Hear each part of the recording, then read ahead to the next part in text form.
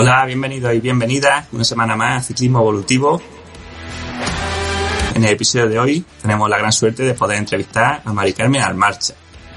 Mari Carmen corrígeme si me equivoco, es doctorando en la Universidad de Barcelona con la tesis que se llama Hacia una educación, podríamos decir, una educación incorporizada, y miembro del grupo de investigación Complex System in Sport. Bueno, Mari Carmen, lo primero, agradecerte mucho que te hayas pasado por el podcast y la primera pregunta que me gustaría hacerte es ¿cómo llegas tú a estudiar y a trabajar y hacer una tesis en sistemas complejos, en un campo que para nosotros es tan nuevo en el deporte? Pues buena pregunta, yo también me la hago a día de hoy. Yo soy de Murcia, entonces yo empecé a estudiar la carrera de Ciencia del Deporte ahí en Murcia. Y fue en segundo año que tomé la decisión de venirme a Barcelona a estudiar. Y entonces hice traslado de expediente y me vine aquí. Entonces, claro, yo me vine aquí y yo no... Bueno, me convalidaron asignaturas, otras no. Y justo ese primer semestre tenía asignatura de Fisiología del Ejercicio 2. Yo había hecho la 1 en Murcia. Y entonces, en esta asignatura de Fisiología 2, me di cuenta que no entiendo nada. Que esto no tiene nada que ver con lo que yo había hecho en Fisiología 1. Estaba súper confundida. Aparte de que era en catalán, que eso también era un añadido extra, pero no entendía nada. Y digo, no sé. Entonces, pero yo seguía yendo a clase porque había algo que yo decía, es que es verdad, o sea, tienes razón. Y en ese caso la profesora era Natalia Balaguer. Y Natalia hablaba sobre cómo somos nosotros, ¿no? Que somos, pues, sistemas, seres humanos que nos adaptamos al entorno. Entonces tenemos una serie de propiedades, una serie de capacidades, ¿no? Que no se estudian en la carrera ni en otras ciencias.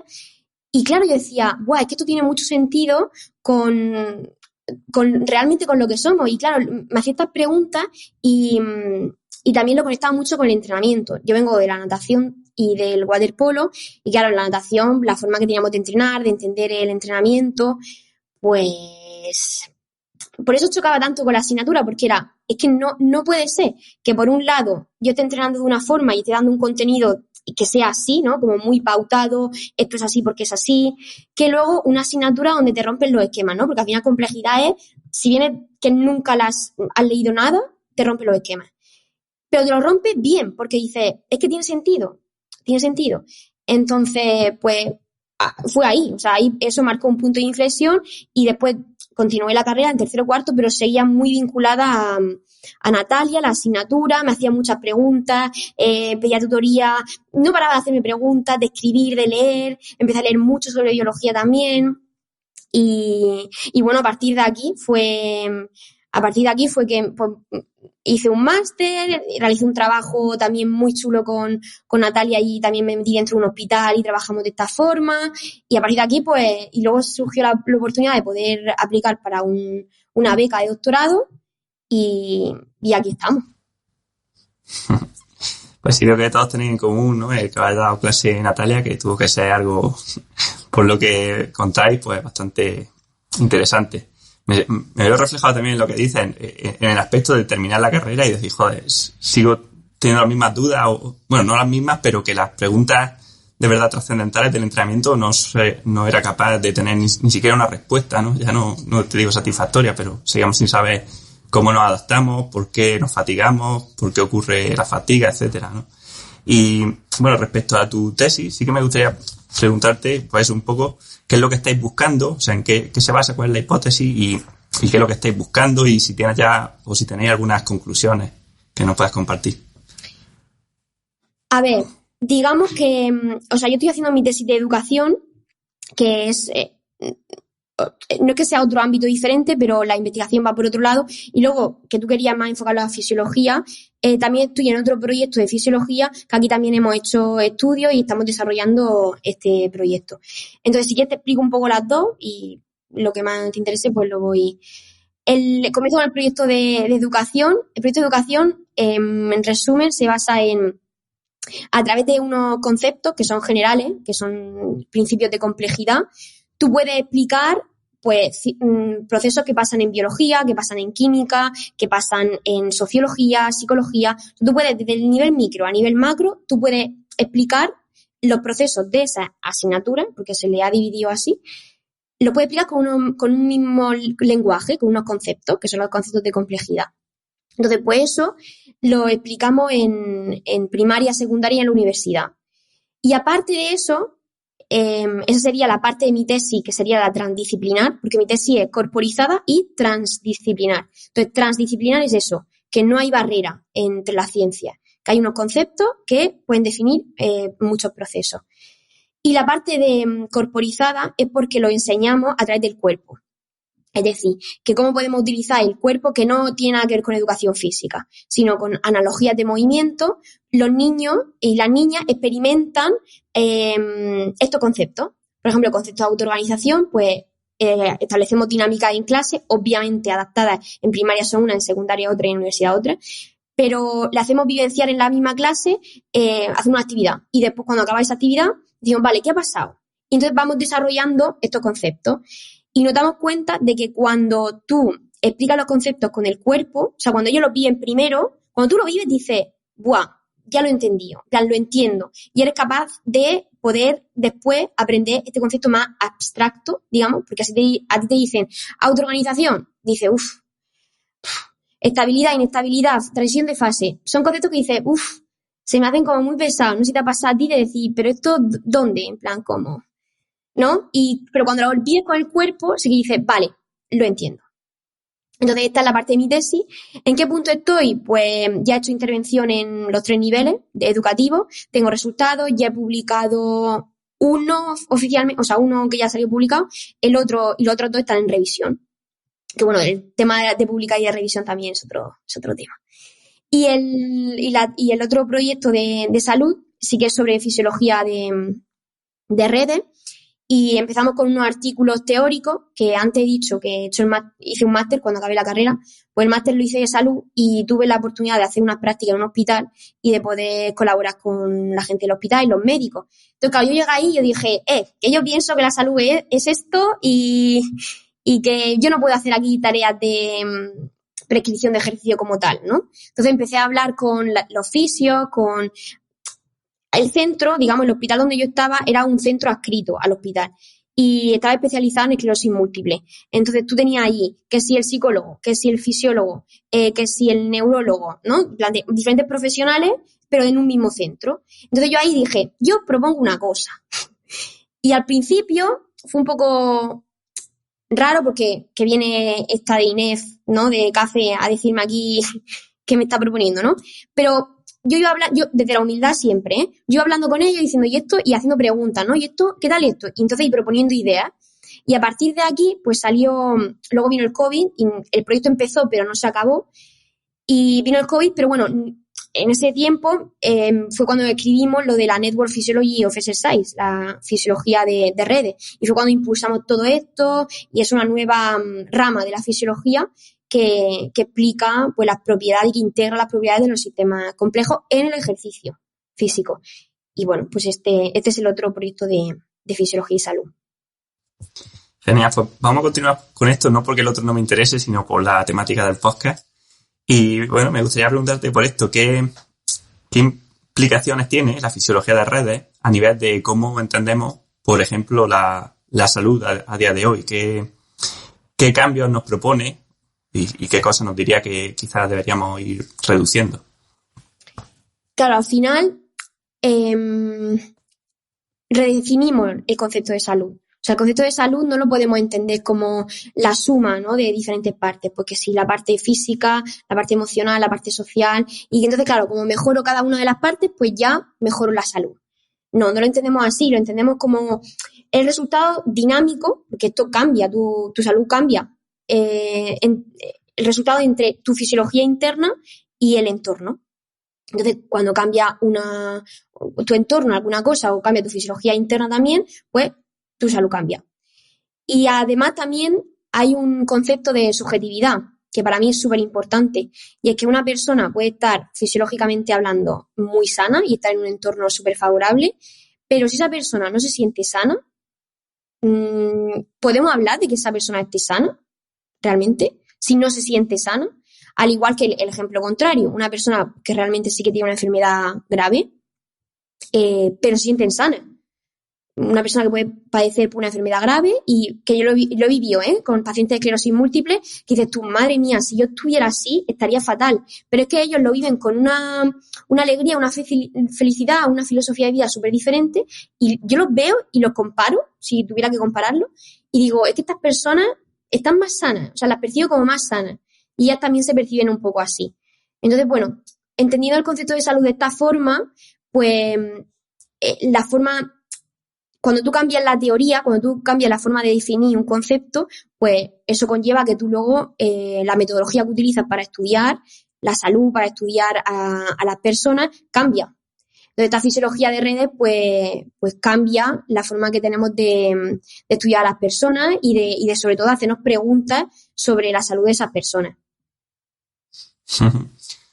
Por ejemplo, en fitness podríamos decir, o en biología podríamos decir que el fitness es la capacidad de una especie de estar adaptada a su entorno, ¿no? Podría aplicar esto también a salud, ¿no? O sea, quizá una persona, por muy en forma, entre comillas, que esté, ¿no? Grandes músculos, muy resistente, a lo mejor si no tiene amigos o si está en la ruina económica, quizás podríamos decir que no tiene salud, ¿no? Claro, o sea, al final tenemos que pensar que no solo se reduce a un nivel, ¿no? A un nivel de, digamos, más de la persona, de que esta persona, pues, fisiológicamente está muy fuerte, entrena todos los días, pero luego si su entorno social, por ejemplo, no lo cuida, no le acompaña, puede que, claro, que no sea una persona sana y que incluso no se considere sana.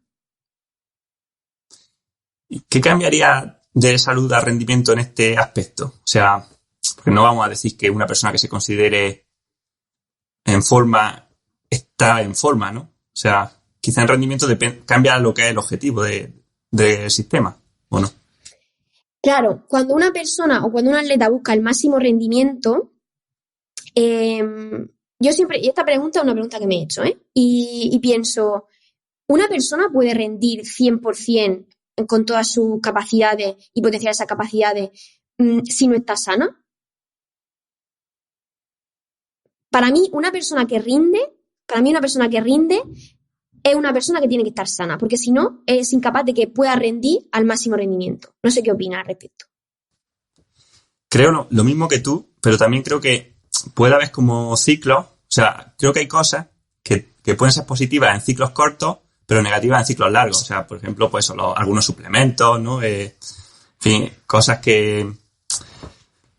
Técnicas de nutrición, por ejemplo, que te hagan mejorar a corto plazo a costa de que eso te genera un desequilibrio porque no te adaptas, ¿no? Sino que, pues no sé, dietas muy, muy altas en azúcares. Pues a la larga puede acabar con caries, puede acabar con diabetes, pero a corto plazo te mejora el rendimiento, ¿no? Totalmente. De hecho, eso es lo que se hace. O sea, lo que se hace en rendimiento es... Claro, por eso está bien definir qué es rendimiento y qué entendemos por rendimiento y qué es lo que se hace por rendimiento. Porque...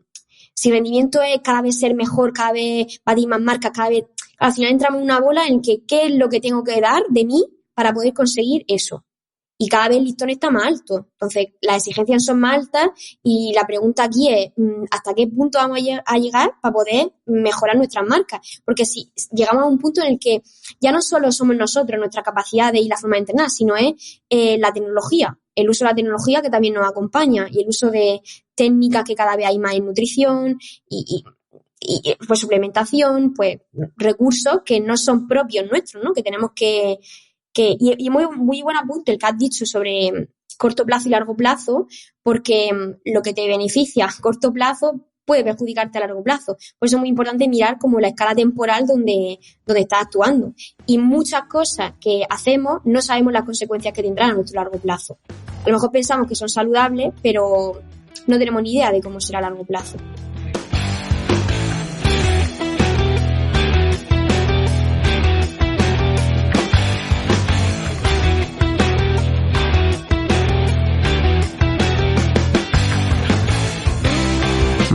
Claro, a lo mejor hemos llegado a un punto, ¿no? Que el rendimiento lo definimos de una forma demasiado específica, ¿no? O sea, creo que el rendimiento hace 10.000 años pues era muy parecido a salud, porque al final teníamos vías de adaptación para mejorar, pues adaptarnos a la baja intensidad, largas duraciones, ayunos, etcétera. Pero claro, adaptarnos a tener unos bíceps de medio metro de perímetro, por ejemplo, o no sé, cada vez el rendimiento se va haciendo, ¿no?, como más específico y más alejado de lo que podemos sostener, ¿no? Y entonces hay esa eterna dicotomía entre lo que es rendir y lo que es salud, que a lo mejor antes no existía, ¿no? Antes el más saludable también era lo mismo, ¿no? Y ahora a lo mejor se va disociando la salud y el rendimiento. Claro, o sea, al final volvemos a lo mismo. Para el fitness, al final, si definimos el fitness como la capacidad que tenemos para adaptarnos, el que más rápido se adapta, ¿no? Digamos, ese sería el más fitness, no el más fuerte ni el más resistente necesariamente. Si llegamos a ese punto de partida, el que tú desarrolles, la gente que va al gimnasio, por ejemplo, que solo entrena eso, gimnasio, y desarrolla la musculatura en el gimnasio de una forma muy específica, luego para tu vida diaria va a utilizar esos movimientos, utiliza esos movimientos en tu vida diaria. No. Entonces estará adaptado para, vale, mejorar la fuerza de bíceps porque es lo que trabajo en el gimnasio. Pero cuando sales de ese entorno, el ejercicio que tú estás haciendo dentro del gimnasio te está haciendo adaptarte mejor a tu entorno de fuera. Esa sería con la pregunta. Vale, vamos a ir profundizando en esto de la fisiología de redes, porque una pregunta que te hice por correo y creo que es interesante, ¿no? Porque al final es lo que se basa el entrenamiento, yo creo, en la actualidad, ¿no? La mayoría del entrenamiento tradicional se basa en intentar provocar una respuesta fisiológica, ¿vale? O activar unas vías moleculares o como queramos llamarlo, ¿no? Pero bueno, en teoría creemos que podemos actuar como un diseñador externo del sistema, ¿no? Como una especie de Dios, ¿no? Que diga, pues bueno, voy a estimular en esta parte del sistema, voy a generar esta adaptación, ¿vale? No sé, voy a generar esta respuesta, voy a trabajar el consumo de oxígeno y, por tanto, el output lo voy a controlar también, porque sé que si hago esto, va a pasar aquello, ¿no? Si hago X, va a pasar Y. ¿Hasta qué punto crees que esto se sostiene todavía? Hombre, se sostiene. O sea, se sostiene en el sentido de que es lo que se hace. Se está estudiando siempre las moléculas, ¿no? El nivel de molecular que tiene para poder, de aquí a nivel micro, esto es un nivel micro, al final cuando tú estudias la molécula a nivel micro, las adaptaciones que se producen en nuestro cuerpo a nivel micro, tú las estudias y decimos que esas adaptaciones a nivel micro son consecuencia de cosas que pasan a nivel macro. Es decir, que si yo corro o nado de esta forma, voy a tener estas adaptaciones micro. Ah, vale. Entonces, si estudio estas adaptaciones y consigo, entonces me centro en conseguir estas adaptaciones porque eso es igual a mayor rendimiento o mayor rendimiento en ese tipo de entrenamiento. Pues claro, aquí hay un supuesto de entrada de que lo que pasa a nivel micro se traduce en lo que pasa a nivel macro. Pero claro, entre medias te está saltando un montón de niveles. Porque lo que pasa en las moléculas quizá en un nivel superior, en un nivel de órgano, de sistema, quizás los sistemas compensan esas adaptaciones moleculares y ya esas adaptaciones moleculares no te sirven, no te dicen mucho, ¿no? Porque si hay un sistema que luego lo está compensando o incluso luego el organismo utiliza otra estrategia para neutralizar eso, pues... Y aparte que también las adaptaciones moleculares, esos estudios de moléculas, lo que tú consigues en una semana lo puedes perder la siguiente. O sea, son como muy sensibles a los cambios. Sin embargo, en un nivel macro de rendimiento, de acción, ¿no? Las variables cinemáticas, digamos, son más estables durante el tiempo porque estamos en una escala mayor. Entonces, no me interesa nada más estudiar lo que pasa a una escala macro que una escala micro, que es tan sensible a los cambios, incluso niveles superiores te la pueden compensar, que no tiene mucho sentido. Lo que pasa es que sí que es cierto que, entre comillas, como siempre se ha hecho así, pues es más fácil. Para nosotros es más fácil entender y decir, vale, causa-efecto. Justificarnos con causa-efecto para nosotros es más fácil de entenderlo. Claro, pero bueno, al final sí que sabemos, ¿no?, que tiene un poco de relación, ¿no? O sea, si por ejemplo entreno a baja intensidad, pues las adaptaciones que voy a tener van a ser más relacionadas con la baja intensidad que con la alta, ¿no? Claro, al final, lo de antes, tú te adaptas a lo que estás entrenando. Si las capacidades de tu prueba es correr, pues no sé, 40 minutos, nadar 40 minutos, y tú entrenas ese tipo de ritmo y ese tipo de tiempo, pues al final tú vas a crear unas adaptaciones específicas de eso, de tu prueba, del contexto. Pero si tú entrenas por encima de eso, pues al final crearás otro tipo de adaptaciones. sea, al final las adaptaciones son también específicas de lo que la forma en la que tú las entrenas. Aunque sí que se ve mucho el contrario, o sea, hay muchos estudios, ¿no?, de intervención que ven que con series muy, muy cortas y muy intensas también se mejora la resistencia, ¿no? O sea, eso sí que en ese aspecto sería como contraintuitivo, ¿no? O sea, ¿cómo puede ser que series de hasta 10 segundos solamente, ¿no?, de sprint y muestren mejoras por ejemplo, de la capacidad aeróbica? Claro, esto se puede explicar también porque nosotros para estudiarlo, nosotros que hemos estudiado ciencia del deporte, siempre lo hemos estudiado como fragmentado en parte aeróbica, parte anaeróbica, anaeróbica láctica, siempre hay como una serie de clasificaciones. Pero tú dices, a ver, ¿qué hay detrás de estas clasificaciones? Porque realmente tú no puedes aislar y decir, solo voy a trabajar la vía aeróbica, solo voy a trabajar la vía anaeróbica, ¿no? O sea, al final el cuerpo no entiende vale, ahora esto y ahora esto, no es un botón.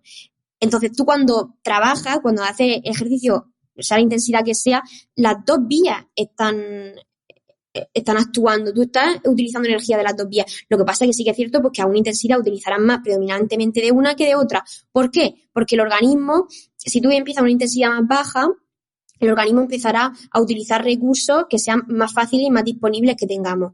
A medida que esa energía la vas gastando, pues vas tirando de otros recursos, ¿no?, que tienen disponibles en tu cuerpo, de otras vías, como le quieras llamar, que serán más difíciles. Entonces, claro, una mejora, es lo de siempre, una mejora a nivel de velocidad, se reduce una mejora a nivel de resistencia.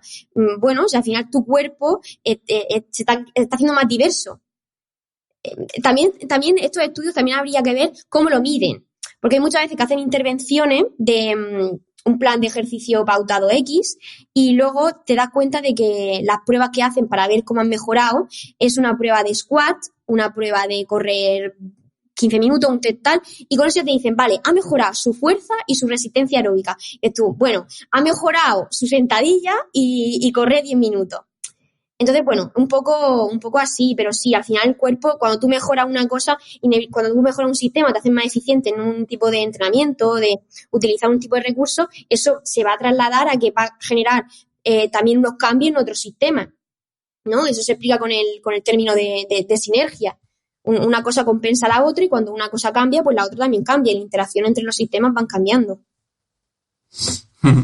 Exactamente, al final, por ejemplo, si hacemos una serie de 1 minuto all out, aunque estamos incidiendo en la vía, si queremos llamar así, glucolítica, sí, pero por supuesto que el metabolismo aeróbico también se va a estimular al máximo, ¿no? O sea, el cuerpo va a intentar sacar la máxima energía posible de las fuentes más baratas, ¿no? Y luego va a incluir las caras hasta llegar a la demanda, ¿no? Exacto. Lo da todo. Da igual la vía. Utilizará una a lo mejor estudiada, pero son las dos que actúan sinérgicamente. Exactamente. Vale. Esto de la autoorganización es interesante. Por ejemplo, se ve como en la adaptación a la altitud hay un ejemplo muy bueno, que diferentes grupos de personas, o sea, de diferentes nacionalidades, se adaptan de la misma forma, pero con adaptaciones muy diferentes. O sea, quiero decir, consiguen la misma adaptación a la altitud, pero uno, creo que eran los de los Andes, los andinos, aumentan el hematocrito. Luego los keniatas tenían otra adaptación más relacionada con el uso de glucosa, creo recordar, y los nepalíes otra. Entonces, los sistemas podríamos decir que se autoorganizan de formas muy diferentes para conseguir el mismo output. Podría este ejemplo servirnos, ¿no?, también un poco a la hora de tener en cuenta cómo ajustar nuestro entrenamiento, ¿no? En vez de decir, oye, voy a tratar de controlar cuál va a ser la respuesta que va a tener el organismo, que no lo puedes saber, ¿no?, porque se autoorganiza. Quizás decir, voy a trabajar solamente como decís vosotros, ¿no?, con los constreñimientos, o sea, con el estímulo. O sea, en vez de pensar, voy a estimular esta vía metabólica, decir, voy a hacer este estímulo, ¿no? Un estímulo que le provoque fatiga de larga duración. Y ya que se organice como él pueda, ¿no?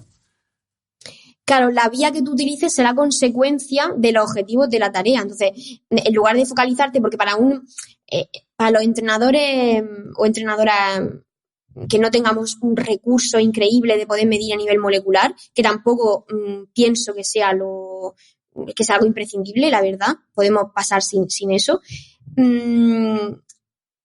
la forma que tenemos de poder entrenar y de poder plantear retos a los deportistas es con eso, con el propio reto, con el propio objetivo y ver cómo responde esa persona, ¿no? En plan, después de este tipo de entrenamiento, cómo te sientes, si quieres medir pues los tiempos, lo que tú quieras, la frecuencia cardíaca, cómo es la dinámica de esa frecuencia cardíaca durante esa prueba. Y eso te da muchísima información y información que te sirve más que pues ha utilizado esta vía o esta otra. A mí me da igual la vía que utilice. Si el objetivo es hacer esta prueba en el menos tiempo posible, pues que cada uno utilice la vía que quiera. Y es como tú dices, que cada persona pues al final encuentra una adaptación diferente. Y cuando habla de los keniatas, me ha recordado un ejemplo que no sé dónde lo leí ahora, pero a lo mejor puede ser que lo escuchara de ti, cuando decía que investigadores fueron a una población en un país de África, hicieron estudios y vieron que tenían los niveles de hierro muy bajos. Y que tenían los niveles de hierro muy bajo, y bueno, entonces pues lo que hicieron los investigadores fue, vamos a suplementarles con hierro, vamos a traer alimentos ricos en hierro, porque estas personas que están en un país desfavorable, etcétera, están bajos en hierro. Entonces le dieron hierro y de repente una cosa que no había pasado nunca era que de repente empezaron a coger más infecciones y más enfermedades contagiosas. Y era como, ¿cómo es posible si ahora están mejor suplementados, mejor alimentados? Bueno, ¿por qué esa deficiencia de hierro, no? ¿Por qué? Porque en ese contexto esas personas tenían esa adaptación hecha para justamente prevenir una serie de enfermedades que se dan cuando tú tienes los niveles de hierro elevados. Y en esos países son más prolíferas a que pasen. Entonces, claro, en vez de decir, ¡buah! Esto es un error, ¿no? O es un error que tengan las moléculas así, los niveles así y tal. Tenemos que suplementarle o tenemos que entrenar de esta forma porque tienen que aumentar esos niveles. Bueno, primero hay que entender por qué tiene esos niveles de esa forma. Sí, que bueno, al final esto del intervencionismo ingenuo, ¿no? De intervenir en un sistema queriendo arreglarlo pensando que nosotros actuamos como dioses, que lo sabemos todo, ¿no? Y siempre se acaba jodiendo, es buenísimo. Hace poco también escuchaba a un médico hablar de esto en medicina, ¿no? De cómo al que no está, a ti te hace una analítica y como te sale un parámetro fuera de la norma o la tensión arterial un poco alta o el colesterol un poco alto, ya te medican, ¿no? Para meterte en la norma sin pensar que estos valores que tú tienes, por ejemplo, de tensión arterial son los que necesitas para adaptarte al entorno en el que vives, ¿no? Porque es lo más normal en un entorno pues, que está dominado a lo mejor por jefes, por horarios, por estrés, por lo que sea, ¿no? Entonces, en vez de intervenir en el entorno o pensar, oye, esta persona está... O sea, lo que estamos midiendo es la adaptación de la persona, es decir, no, vamos a cortarle la adaptación y a normalizarlo. Claro, mira, esto es un ejemplo brutal de cómo a nivel social, cómo afecta a nivel social los genes, ¿no? Si te fijas, cada vez más los niveles de triglicéridos, de colesterol cada vez son más elevados y cada vez más la gente se medica más y cada vez la gente va al médico o sea, hay como una epidemia de esto a nivel de sangre de analíticas, ¿no? Y la gente cada vez se medica más, pero la solución, o sea, el problema sigue estando. No nos preguntamos, el médico nunca se pregunta, habrá médicos que sí, pero normalmente tú vas a consulta y el médico no se pregunta, bueno, ¿y cómo es tu trabajo? ¿Cómo es tu día a día? ¿Tienes situación de estrés? ¿Cómo es tu alimentación? Porque te pongo el ejemplo de mi madre, que es un ejemplo que es actual, o sea, y a mí me da un poco de rabia, pero bueno, poco a poco lo vamos cambiando. Mi madre ella tiene los niveles de colesterol tanto buenos como malos elevados, ¿vale? Muy elevados. Y que de hecho yo también, pero bueno, podría ser algo genético o no, pero es igual, lo tiene muy elevado. Entonces ella, encima trabaja en el hospital, tiene facilidad para hacerse análisis de sangre. Entonces se hace sus revisiones de análisis de sangre y cuando los tiene muy elevados en los niveles de colesterol, ella se toma una pastilla que teóricamente hace que se te reduzcan los niveles de colesterol. Y dice que con esa pastilla va súper bien, que cuando se lo deja de tomar, a la semana o así va a hacerse la analítica y que le salen muy elevados. O sea, el ejemplo de decir, mamá, pero no te das cuenta de que, claro, evidentemente, o sea, con la pastilla reduce los niveles de colesterol, pero ¿por qué tú tienes los niveles de colesterol altos? ¿Y quién te dice que eso sea malo para tu salud? Porque mi madre se alimenta súper bien, es una persona que yo la considero que está bastante sana. Pero claro, ella sigue pensando, entonces, hasta que no cambiemos la creencia de un indicador molecular me está diciendo que estoy enferma, hasta que no cambiemos esa creencia, decir, no. De hecho, deberíamos de preguntarnos, ¿por qué los niveles de colesterol cada año van aumentando? O sea, perdón, van disminuyendo. Que cada vez hay gente que tiene los niveles de colesterol supuestamente altos porque el umbral de, o a lo mejor me lo invento, son de 100 a 200, ¿no? En sangre, los niveles. Vale, pues a lo mejor el año que viene empiezan de 80 a 200. Entonces, claro, la gente que tenía de 80 a 100, esa gente que antes no daba niveles de colesterol altos, ahora sí que da. Entonces ya se tiene que medicar. No sé cómo sí. sobre esto. Sí, esto lo bajaron hace poco, ¿no? Bueno, hace poco, creo que sí, hace unos años, ¿no? Creo que era de 300 a 200 el límite donde te sale el asterisco en la analítica, aunque depende un poco del hospital, que es un tema que a lo mejor, bueno, no nos vamos a meter porque aunque podamos hablar de ello, siempre hay quien dice que no somos médicos, pero lo que sí me gusta de vosotros, por ejemplo, es la importancia que le dais al entorno y a la tarea, tanto en la salud como en el rendimiento, porque es la pura verdad. O sea, ayer estaba leyendo en un artículo que estaban midiendo a varios sujetos un montón la variabilidad de la frecuencia cardíaca durante 24 horas. Y en un paciente que tenía depresión severa, o sea, que estaba fatal, vieron un pico de frecuencia de variabilidad a las 5 de la tarde y pensaron que había sido un error, pero le preguntaron, oye, ¿qué pasa aquí con este pico, no? O sea, porque los pacientes con depresión tienen los valores de variabilidad muy bajos respecto a la media e incluso se ve que es menos adaptativa, o sea, que entre la noche y el día, pues, es más estable. Y lo que dijo esta persona que se acordaba es que a esa hora salió al campo y estuvo escuchando un rato a los pájaros y tomando aire fresco. Y se vio ahí ya directamente en su fisiología la mejora que tuvo, ¿no? Entonces, esta visión del cuerpo como máquina que no le afecta lo que hay fuera, ¿no? Ni el contexto, ni el entorno, ni las emociones, ¿no? Porque es como un coche, pues cuando poco a poco vamos viendo que tampoco se sostiene, ¿no? O sea, que no tiene sentido. Efectivamente. Y esto conlleva repercusiones bastante grandes en nuestro ámbito. Al menos en el ámbito del deporte, yo aún veo, cuando comparto ideas y debato con algunos amigos míos sobre que también están en el mismo ámbito que yo, o incluso alumnos, cuando hablas con los alumnos, te das cuenta que hay muchas cosas por hacer, porque es que esto se puede extrapolar ya no solo al ámbito de la salud, sino también a cómo entrenamos, al reproducir técnicas ideales. O sea, hay como dentro de la carrera y el ámbito hay como muchas cosas que falta por desarrollar y falta gente que entienda esta relación con el entorno. Empezar por ahí, entender que la relación del organismo con el entorno, cómo el entorno nos afecta y lo importante que es intervenir entendiendo esto. Sí, totalmente.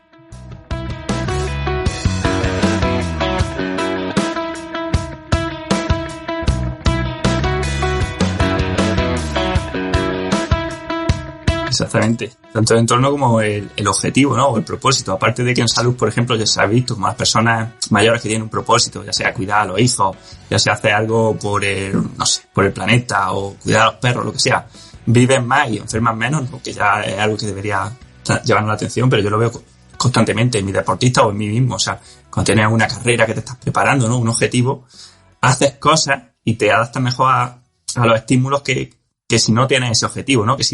O sea, al final podríamos decir que no, que es que bueno, a nivel de que entrena o no entrena, ¿vale? Pero que ese entreno o no entreno, al final está integrado dentro de lo que a ti te va a pasar, ¿no? A nivel de adaptaciones y lo que tú piensas, lo que tú sientes, ¿no? O sea, no podemos separar la parte racional o cognitiva de lo que luego va a pasar a nivel fisiológico.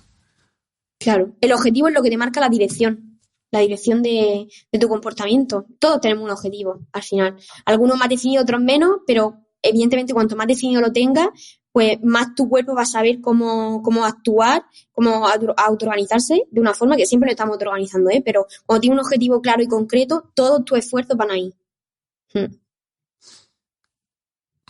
Puede que los objetivos sean emergentes en el sentido de que no los controlamos y me explico, esto ya es un poco off topic, pero yo creo que todo el mundo vota al partido político que más le conviene. O sea, yo creo que no conozco a nadie y nadie conoce a nadie que vote a un partido que no le conviene a él, ¿no? Entonces, es como que nuestro objetivo o nuestros pensamientos, si queremos decirlo así, son emergentes o digamos que aparecen en función de nuestro contexto y de nuestras circunstancias hoy pienso una cosa, pero si gano 20.000 euros al mes, pienso otra, ¿no? Y yo soy el mismo, pero en realidad, ¿hasta qué punto ese cambio lo he decidido yo y no lo ha decidido mi cuerpo o el ambiente? O sea, ¿hasta qué punto controlo lo que hago, lo que pienso? Claro, es que tú has dicho, ¿hasta qué punto lo decido yo o lo decide mi mente? Claro, en este sentido yo entiendo que la mente y el cuerpo están relacionados. Entonces hay muchas veces que tenemos una intuición a hacer cosas que te lo dice y decimos, me lo dice el corazón, me lo dice el cuerpo. Y la mente te dice no, ¿no? Es como esta lucha que siempre se habla sobre emoción y sobre razón. ¿Los objetivos son emergentes? Totalmente. Porque al final hay que pensar que los objetivos, ¿en qué escala de espacio-tiempo están? O sea, no están en una escala de valores. Porque a ti te cambian los valores y tus objetivos cambian completamente. Me ha recordado también mucho cuando te ponen los ejemplos de ¿qué harías si te dan tanto dinero, ¿no? ¿Qué harías si tal? Y te pongo una situación concreta. Y tú dices, no, yo actuaría así, muy ético a mis valores de ahora. Pero claro, tú me das a mí una cantidad de dinero impresionante y seguramente que la Mari Carmen que dice hoy esto no dirá lo mismo con esa cantidad de dinero. Entonces, claro, los valores, sí que me parece aquí que cuando tú cambias los valores de una persona, evidentemente el objetivo cambia. O sea, creo que por eso es muy importante traduciéndolo al ámbito de la salud y el entrenamiento, saber qué objetivos tienen tu deportista, está bien, pero también qué hay detrás de esos objetivos. Es decir, qué les mueve a que tengan esos objetivos. Porque a veces una persona puede decir, pues yo tengo el objetivo de mejorar mi composición corporal. Dices, vale, pero ¿por qué? Porque lo has visto en Instagram, porque te lo ha dicho alguien que tienes que tener menos, ¿no? Entonces, entender un poco el porqué de esos objetivos te dará también un poco más de información, pues si ese objetivo también es muy estable, lo tiene clarísimo y tiene sus ideas claras que van acorde con los valores o no.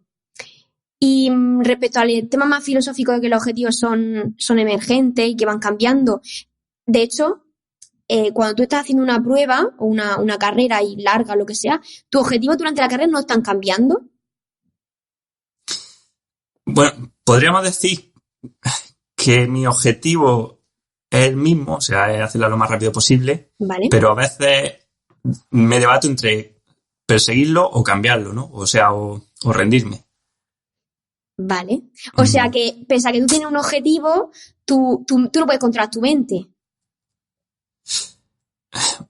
Al principio sí, o sea, a ver, esto es lo que hablamos por correo. O sea, yo creo que al principio sí, o sea, por ejemplo, yo voy a hacer un entrenamiento, ¿no? Un test de esfuerzo.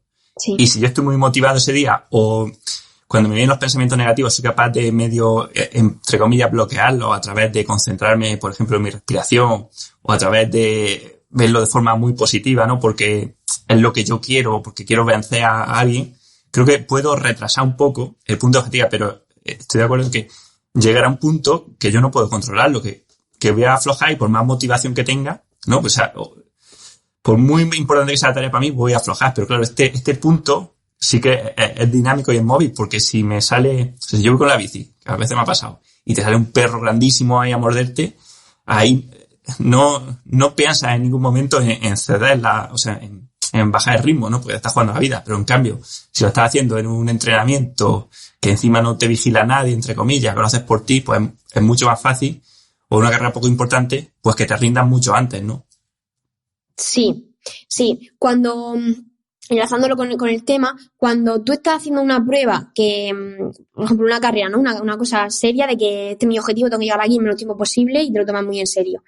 Lo que tú decías de que al principio, pues mis pensamientos o mi estrategia está bastante clara y estable, evidentemente estable y sí. Pero llega un punto en el que se hace dura la carrera y tú empiezas a decir, no puedo. Luego hay momentos en los que dices, venga, va, sí, te automotivas y dices, sí que puedo, venga, va, te animas como sea, o incluso el entorno o tu amigo o lo que sea te animan y tiras más.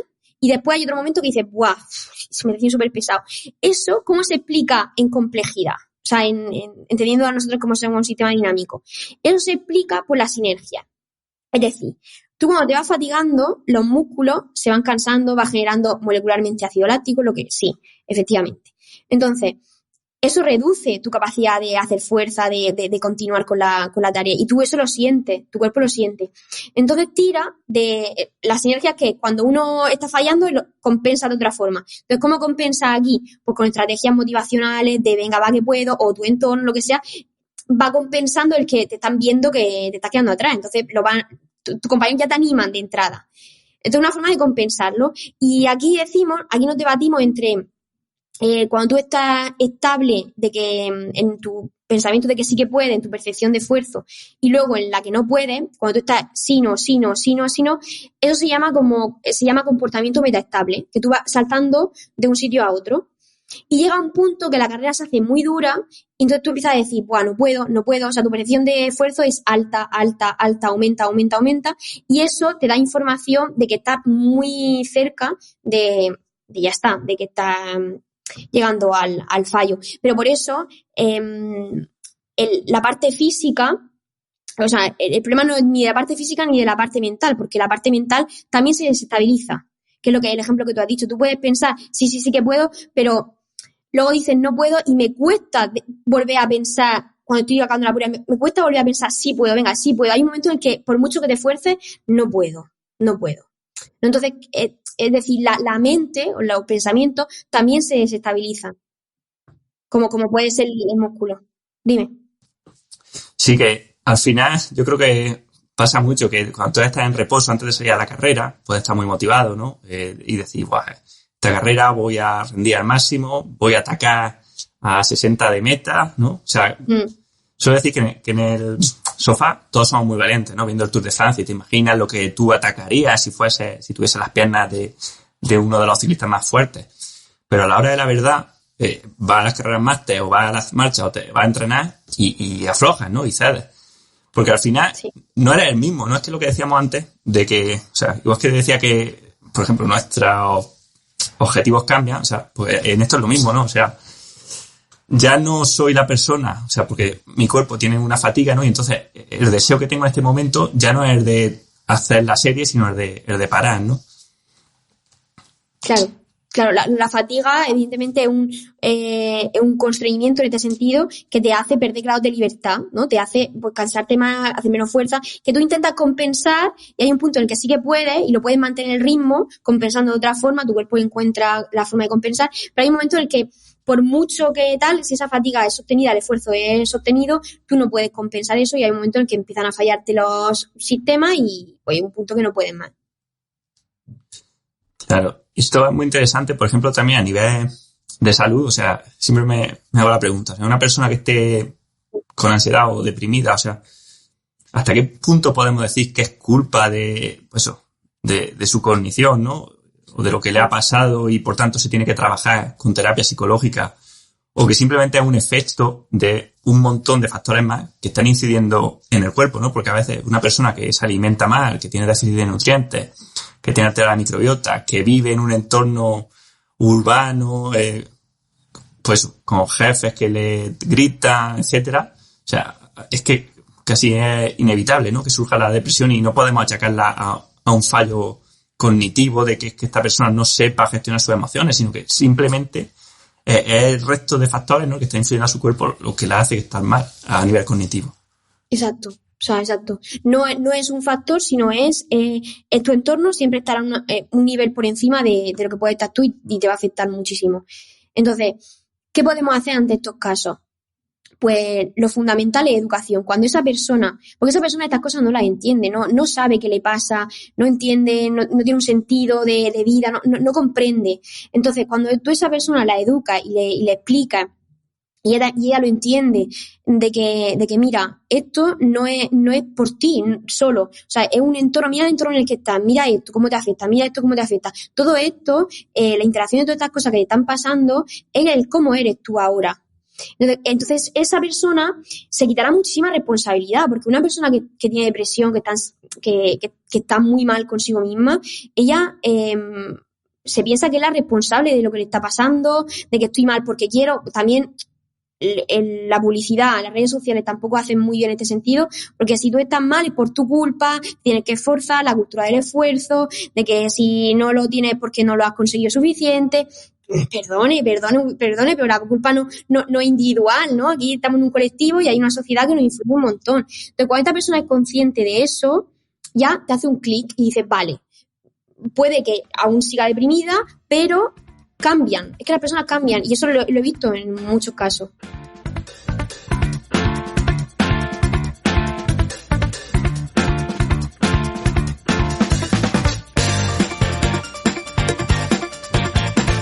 Exactamente.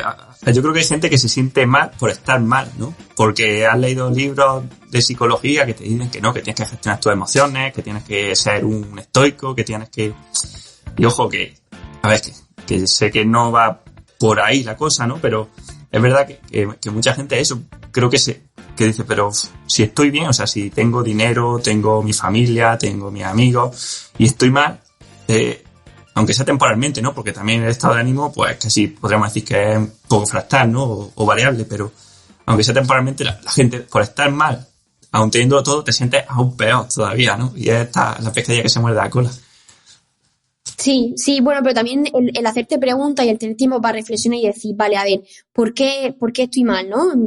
¿Qué cosas puedo hacer o qué cambios puedo hacer, pequeños cambios que me puedan hacer estar mejor? O incluso puedo experimentar, si aquí lo que se trata de experimentar. Pues mira, si hago esto me siento así. Mira, ¿qué actividades me producen más, me llenan por dentro? ¿Qué es lo que de verdad quiero hacer o qué es lo que más me llena por dentro? Pues a mí me gusta mucho, pues, tocar el violín, por ejemplo. Vale, pues voy a dedicar más tiempo, en plan, no más tiempo de más horas, pero sí más momentos en el día que le voy a dedicar a esa tarea en concreto. Y empezar con pequeñas cosas, y hacerte, sobre todo, muchas preguntas de, ¿esto es lo mejor para mí? Por ejemplo, ¿qué persona, y esto le pasa a mucha gente de mi entorno, se preguntan si, aquí a lo mejor me voy un poco, pero si su entorno social les beneficia, en el sentido de, hay gente que para pasárselo bien tiene que consumir alcohol o que ir a discotecas, ¿no? ¿Pero por qué lo hace? ¿Porque te gusta o porque todo tu entorno social y todos tus amigos van? ¿No? Y muchas veces porque tú dices que no a tu salud personal de da igual, voy a beber, aunque no me guste nada beber, pero voy a beber y voy a salir de fiesta, solo por contribuir a estar bien socialmente. Entonces, claro, ¿a favor de qué pongo en juego, ¿no? Mis valores en función de los del colectivo? Entonces, claro, aquí ejerce muchísima presión el colectivo. ¿Y qué personas hacen la pregunta de, vale, ¿lo hago por el colectivo o lo hago por mí? Pues sí, eso es vital, ¿no? En rendimiento, por ejemplo. Pero claro, creo que tampoco hay que llevarlo al extremo de decir, pues, primero son mis hábitos y los demás, pues ya los buscaré o si no voy solo, ¿no? Porque al final también, o sea, socializar con la gente, aunque sea en la discoteca, sobre todo la persona que no tiene mucha socialización en el día a día, por ejemplo, quizás es más beneficioso que no tomar alcohol, pero quedarse sola, ¿no? Entonces, claro, hay que encontrar ahí el término medio. Sí, pero si no te gusta el alcohol y no te gusta salir de fiesta, no hay otra forma de socializar que no sean bebiendo, yendo a mi discoteca. Sí hay, pero no siempre es tan fácil, ¿sabes?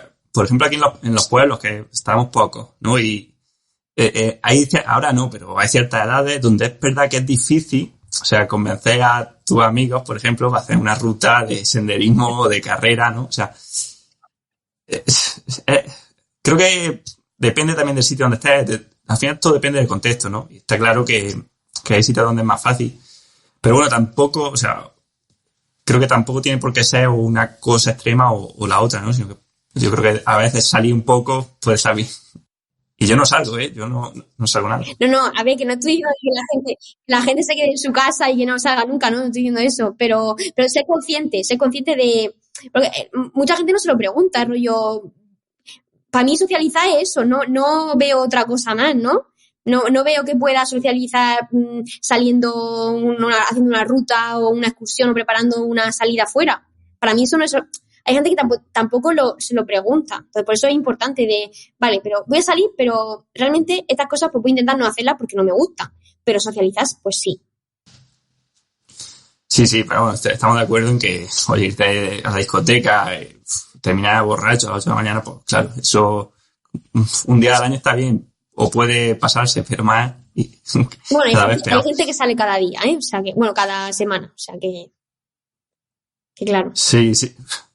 Esto nos lleva también a hablar de lo que serían los cambios no lineales en la salud, ¿no? Porque una persona, que yo tengo amigos también, todos los viernes y todos los sábados, pues su fiesta hasta la madrugada, bebe alcohol, etcétera, y dice, estoy bien, y es verdad que lo veis, está bien, o sea, no estoy enfermo. No, estoy bien quiere decir no estoy enfermo. Pero claro, luego de repente llega a los 40 o 50 y aparece pues un hígado graso, un cirrosis, claro, la diabetes, cualquier problema, ¿no? Entonces siempre pensamos que la enfermedad se debe al último factor en llegar, ¿no? O sea, pues que si te da diabetes por lo que has comido el día de antes o la semana de antes y piensas, ¿qué he hecho mal? Cuando a lo mejor lo has hecho mal desde que tenías 15 o 18. Son tu hábito, sí.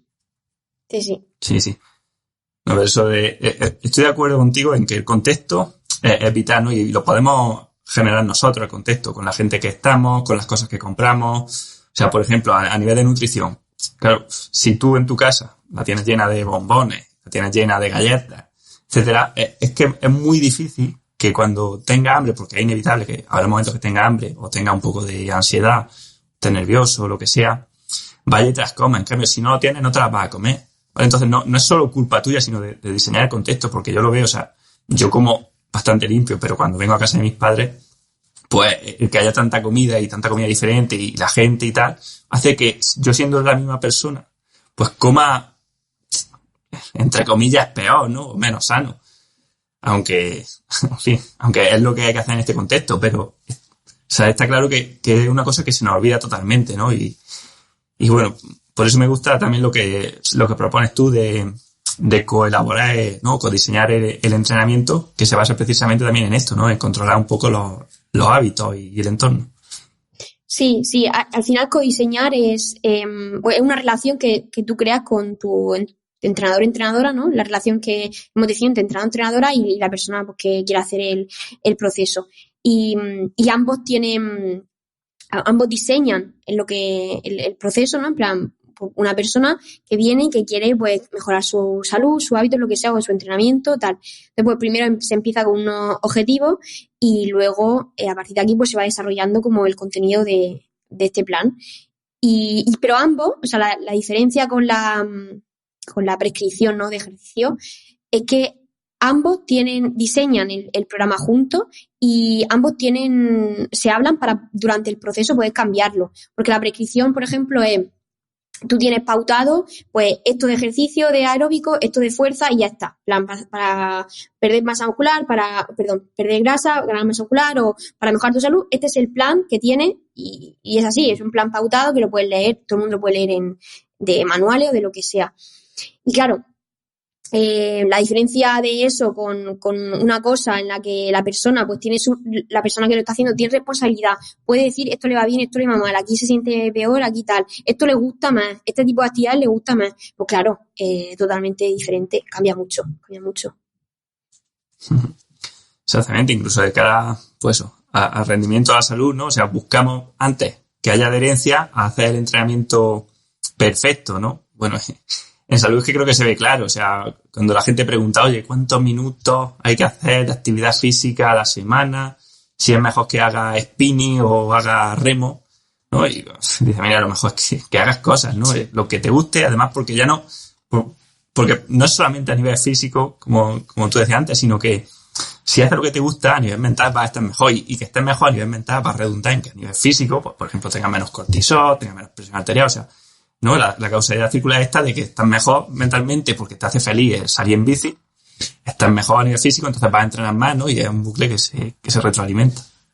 Claro. Y también cómo fomentamos esa salud, ¿no? Porque la gente se piensa que por hacer 2 horas de ejercicio al día o caminar 10.000 pasos ya está. O sea, yo me levanto temprano, hago mis 10.000 pasos y ya está. Ya, tic, o sea, objetivo del día cumplido. Voy al gimnasio 1 hora por la mañana tempranísimo y ya me puedo pasar todo el día sentado, ya puedo trabajar, ya está, ya me olvido.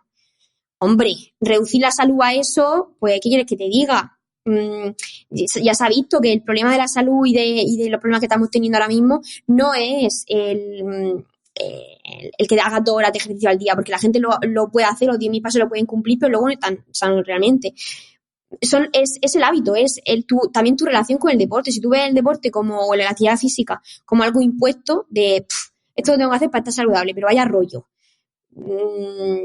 No lo va a hacer, va a ser muy difícil mantenerlo, es que no es un hábito, no es un hábito. Entonces, es muy diferente si tu relación con el deporte es, ostras, mira qué beneficio, mira qué bien me siento cuando lo hago, pero eso no se va a conseguir si tú lo que le estás diciendo a la persona que haga son ejercicios que no le gustan, o ejercicios que ven muy difíciles, o que luego hay personas que al gimnasio les encanta y les puede mandar lo que quiera. Vale, pues bueno, pues si te encanta el gimnasio y no te encanta hacer otra cosa, pues mira, vete al gimnasio.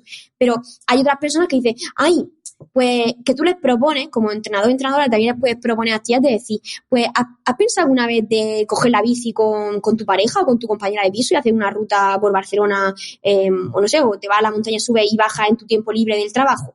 Y dice, ostras, pues no lo había pensado, pues sí que me gusta la bici, pues sí que tal. Y lo hacen y dice, ostras, me encanta, ahora lo hago, es que hasta el fin de semana lo hago, es que no sé qué. Claro, a las personas les gusta moverse porque al final estamos diseñados para movernos y nos da unos beneficios y lo sentimos, es que nosotros lo sentimos.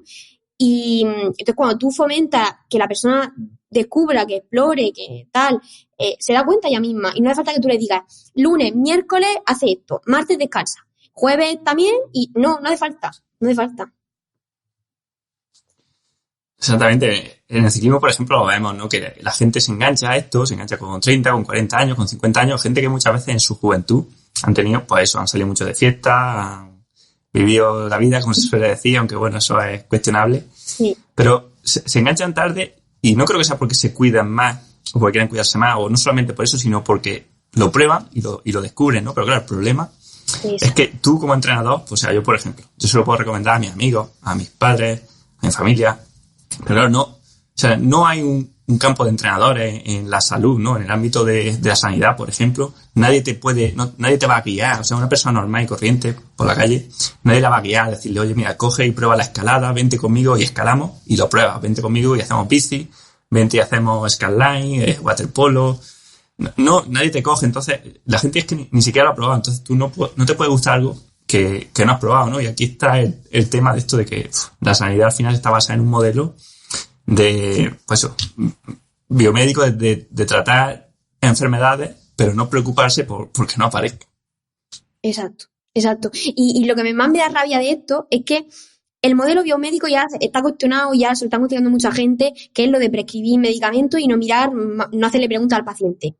Y también eso está incentivado, eso también es otro tema de cómo están, porque los médicos tienen 10 minutos por consulta por paciente, porque es que no me da tiempo. O sea, tengo 10 minutos y luego tengo 500 más. Entonces, eso también es otro tema.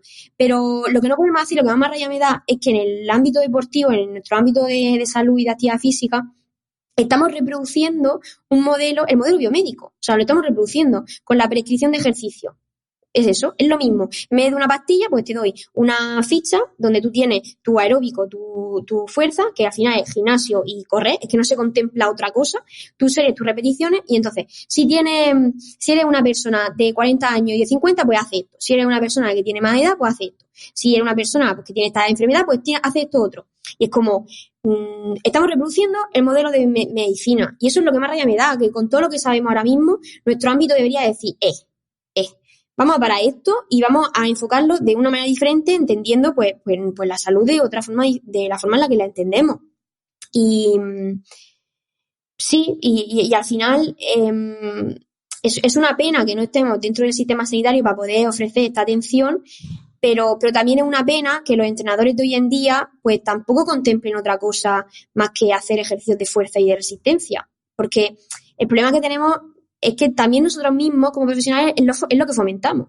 Como te quieres poner fuerte, y por Instagram, yo es que me meto a Instagram y me pongo nerviosa, porque me meto y veo cada 2x3 cosas de, ¿quieres perder grasa? ¿Quieres no sé qué? Vente conmigo que me parece genial, pero es que todo lo que ofrecemos es eso, entrenamiento de fuerza, entrenamiento de que si la fuerza no va a ningún sitio, que vamos a ver, no sé, a mí eso me parece pues que podríamos hacer las cosas mejor. Sí, pues a mí también Instagram o Twitter no me gustan nada para la gente que, pues, o la divulgación por ahí, porque al final pierde todo el contexto, ¿no? O sea, es que no es que yo te diga haz estos ejercicios o estos son los mejores ejercicios para ciclistas, pero ¿para qué ciclista? ¿En qué contexto? ¿Cuánto? ¿Cómo? No, por eso, y eso es lo bueno que tienen los podcasts, que podemos hablarlo aquí y aún así, pues bueno, haría falta alguien que te mire tu caso en particular. Pero es verdad esto de que decías, es que al final la ciencia del deporte siempre ha seguido un modelo biomédico, ¿no? O sea, la gente cuando se habla de complejidad, por ejemplo, se pone nerviosa. O sea, cuando empieza a hablar de que el contexto cambia todo, ¿no? Por ejemplo, de la pleitropía, de Degeneracy, o sea, cuando cuestiona un poco los modelos estos típicos, ¿no? De, oye, paso de la zona 1 a zona 2 y entonces ya el lactato se empieza a acumularse y luego el lactato se dispara, ¿no? El concepto de los umbrales. Hay gente que se lo toma hasta mal, ¿sabes? Sí. Y lo puedo entender porque al final, pues, han invertido ahí una hora, un estudio de cosas que se han hecho, de cosas que tal, y pues dices tú, ¿por qué me va a cuestionar a mí esto que ha sido lo que he leído toda la vida? Bueno, pues sí, pues al final la ciencia es eso, la ciencia es cuestionarse las cosas y no pasa nada. Natalia Balaguer siempre me lo ha dicho y dice, yo cuando empecé a hacer la asignatura en la carrera de fisiología, yo reproducía lo que se daba en medicina. Cogía lo que se daba en medicina, la asignatura de medicina, o sea, de fisiología en medicina, la cogía y decía, vale, pues esto lo hago en INEF y ya está. Y lo reproduzco. Hasta que ella, pues, empezó a formarse más y a ver que, porque no, esto no es tan así, que nosotros funcionamos diferente. Dice, yo soy incapaz de hacer la fisiología de esta forma. Yo la hago pues como la entiendo. Pero claro, ella empezó haciéndola de la manera más tradicional, pero porque era lo que había, porque era lo que se estudiaba, y no pasa nada. Eso va cambiando, la ciencia evoluciona, se cuestionan cosas, se ve que, mira, pues esto no es como lo pensábamos y no pasa nada. O sea, yo no veo problema en rectificar. La ciencia es eso, la ciencia es cuestionarse. Y cuando haya, que de hecho esto también es una cosa que pasa mucho, es que la gente piensa, es un supuesto, le decimos, que la gente piensa que todas las teorías son válidas, ¿no? En plan, bueno, tengo esta teoría, pues, ¿está bien? Bueno, pues es válida, todas son válidas. Bueno, si hay una teoría que reemplaza a otra, o sea, si una teoría que te cuestiona y que te explica mejor, las teorías al final están hechas para que si hay una que me explica mejor el asunto, el problema, pues acepto esta teoría. Y ya está, y la otra, adiós, ¿no? En plan, ya está. Pero claro, no seguimos dando por válidas pues otras teorías que aun siendo refutadas y cuestionadas, pues las seguimos dando por válidas, porque algo. Sí, como se dice, todos los modelos son útiles, ¿no? Pero dices, hombre, sí, pero joder, si es muy si está muy lejos de la realidad y ya hay modelos mejores, pues hay que dejarlos, no vale todo. Claro, exacto. Si hay un modelo que me lo explica mejor, pues vamos a por este modelo. Y no pasa, que al principio, evidentemente, pues no tienen ni idea, no saben, no entienden el modelo. Y esto, lo que pasa con la complejidad es esto, es que, al menos en nuestro ámbito, porque luego los físicos, los químicos lo entienden súper bien. Pero en nuestro ámbito lo que pasa es que nos parece tan fuera de nuestra zona de confort, porque es lo que siempre hemos estudiado, lo hemos leído, lo hemos tal, como es tan fuera, ya de entrada tenemos una barrera. Y es de, no, esto no me líes, yo prefiero entender las cosas que... Pero luego, por otro lado, dice, pero vamos a ver, pero sí que esto justamente lo que te está haciendo es responderte tus preguntas, entender mejor las cosas y te da más seguridad para poder hablar con los profesionales. Porque yo ahora mismo puedo... O sea, una de las cosas que juega a mi favor y que tengo ventaja en ese sentido es que yo puedo hablar de tú a tú con un médico y no me voy a echar atrás, en plan, no tengo ningún problema con un médico, con cualquier profesional de la salud que me diga, incluso con químicos, con físicos y con químicos también y biólogos, que dentro de la universidad, por ejemplo, de Barcelona, pues hay veces que se hacen como charlas y tal, y viene pues gente de otros programas de doctorado y hablan de su investigación y tal, y me parece muy interesante el poder hacer preguntas de nuestro ámbito en su ámbito, de combinarlo, de tal. Pero claro, si tú te basas en tus modelos del deporte, que eso que ya es que no se entienden y que ya están muy cuestionados, pues eso también es una barrera para que tú luego puedas hablar con otra gente y con otras disciplinas. Genial, pues vamos a dejar aquí la entrevista. Creo que ha quedado una charla muy interesante y te agradezco mucho que te hayas pasado por el podcast, Mari Carmen. Pues muchísimas gracias a ti, Manu. Te sigo y te escucho lo pocas que vas haciendo y la verdad que me parece muy interesante y que al final tu labor como divulgadora me parece muy importante en nuestro ámbito. Muchas gracias.